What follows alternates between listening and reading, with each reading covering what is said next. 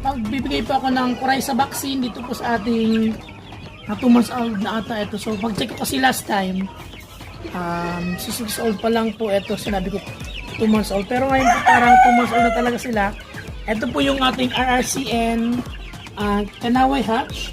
Then meron pong GG Kelso. Ayan, ito po yung ating Coryza vaccine na nabili po ng tingi. So ito ay 10 ml.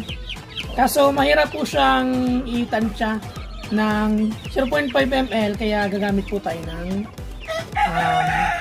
1 ml para po mas madali at tama po yung dosage na may bibigay natin. At syempre, ayun po, pagkatapos pong magbigay ng Coryza vaccine, lagi po ako nagbibigay ng Bitmin Pro. Ngayon po, since meron tayong available na Bitmin Pro Liquid, ito po yung ibibigay natin. So, ayun po ang pinaka-practice ko po dito sa aking backyard farm.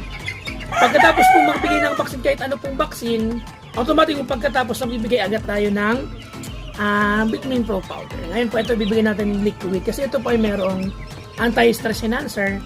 So, ayun po, para malesan yung stress na dala po ng ating vaccination at syempre para po hindi sila magkasakit at tumilangkas po yung kanilang resistensya. So, ayun. Bago pa ito, meron na po siyang probiotics plus prebiotics. So, nagsisiling po pagkain ng probiotics para po mas mabilis dumami yung probiotics. At syempre, ayun po, nakakadagdag po ng nutrients at syempre ng immunity sa ating mga manok. Ayan. Soon po magiging available sa mga local agri-vet supplies. Abang-abang na lamang po kayo. Ayan po.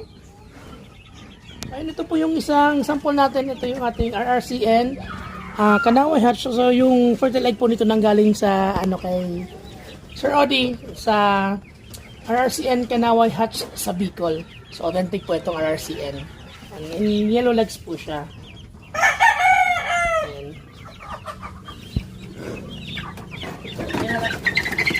Tapos,